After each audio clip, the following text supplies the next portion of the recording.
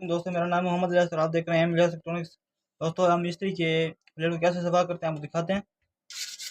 इस तरह ये ब्लेड है, ये जामू वाली ब्लेड है, इससे हम सफा करेंगे इसको। ये देख सकते हैं, ये ब्लैक निशान सब खत्म हो जाएंगे। देख सकते हैं,